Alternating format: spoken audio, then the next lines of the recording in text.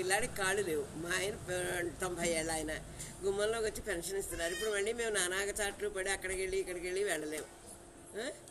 చాలా కష్టపడాలి. మరి ఉన్న రాజకీయాల విషయాలు అవి అంటే నాకు తెలియదు నాయన.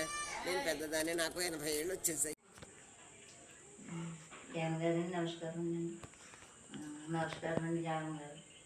మరి ఇలా ఉండండి మా పరిస్థితి. మా మొక్కలో లేదండి. ముసలాయన 4 సంవత్సరాల మంచం మీద ఉన్నాడండి. ఇంటికి కట్టుకొచ్చి చెప్తున్నాడండి వాలంటరీ. మరి ఎక్కడికో రావాలంటే రాలేమండి.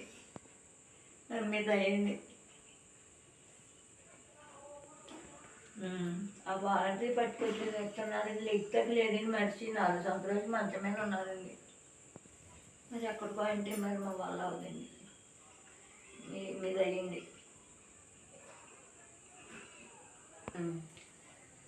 జగన్ గారే రావాలని కోరుకుంటున్నాను. మరి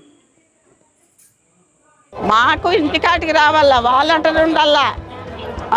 మాకేందో మందులు మాతర్లు బాగలేక మేము చచ్చిపోతున్నాము ఇంట్లో పడి. అట్లా వాళ్ళకి ఆయన సాయం చేస్తే ఈ పొద్దు వచ్చి ఆయన ఇట్లా చెప్తే మేము ఎట్లా బతకల్లా.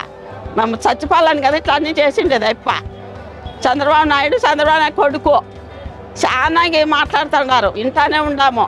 మా జీవితాలతో ఆడుకుంటున్నారా మీరు ముసలితో? అవసరంలే. మేమేమో మీరెన్నో జగన్కే వేసేది.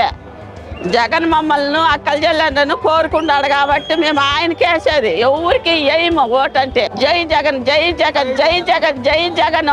నెల ఇబ్బంది లేకుండా ఇస్తాను సార్. ఈ నెల రావడం లేక ఇబ్బంది అయింది సార్ మాకు, మందులకు దానికి దేనికి.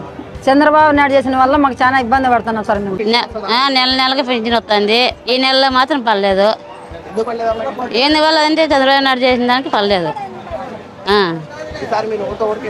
మాది ఎప్పటికీ జగన్నే. పెద్దోళ్ళు కావాలంటే జగనే మాది. ఎప్పటికీ మారేది లేదు, చేసేది లేదు. మా ఇంట్లో తెలుగుదేశం వాళ్ళు వచ్చేది కూడా లేదు.